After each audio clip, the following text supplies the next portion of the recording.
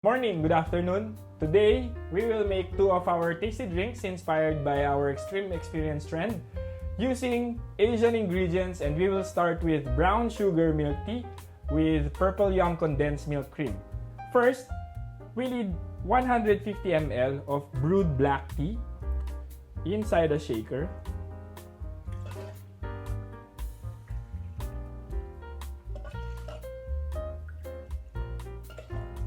Followed by 20 grams of Kievit Vana Blanca 35C.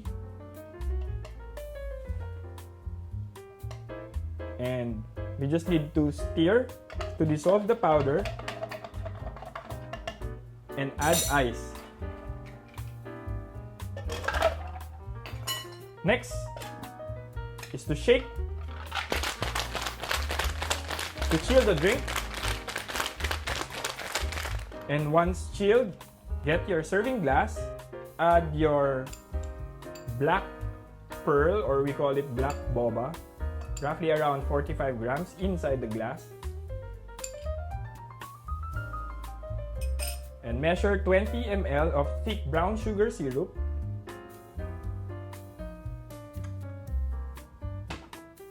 Inside the drink.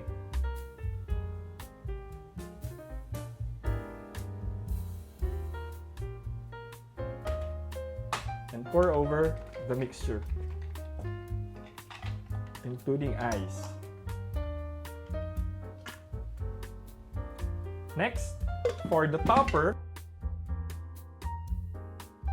we need 25 grams of Kievit instant milk cap combined with 60 ml of purple yum condensed milk to create our condensed milk cream.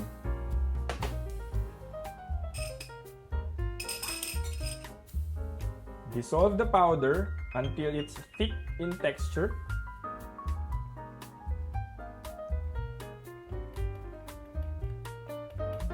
And last thing to do is to pour over the mixture on top of the drink.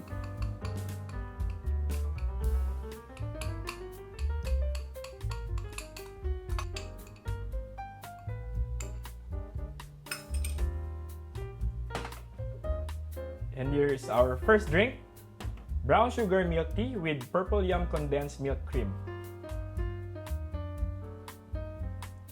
Alright, and for the second drink, we'll be making red Thai milk tea with coconut and toasted peanut milk cap. So first, we need 150 ml of red brewed Thai tea,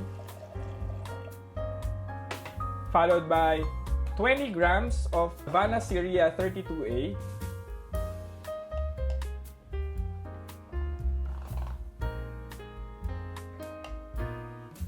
next is 15 ml of sugar syrup.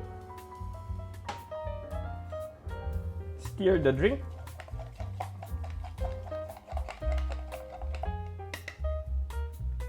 And add ice.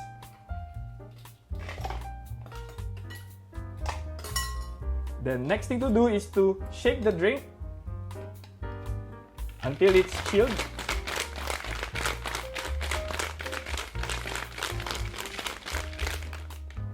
And pour over the serving glass, including ice.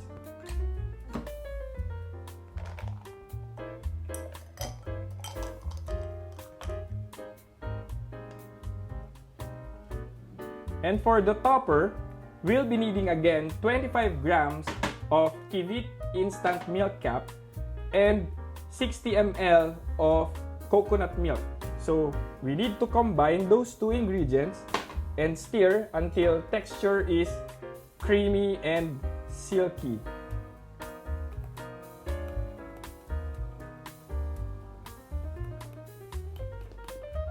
Okay, and we're going to pour it on top of our prepared drink.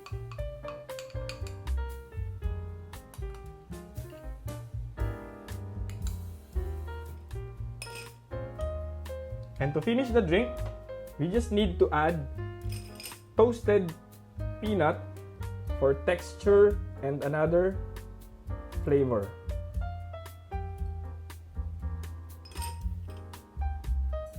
And here you go. Red Thai milk tea with coconut and toasted peanut milk cloud.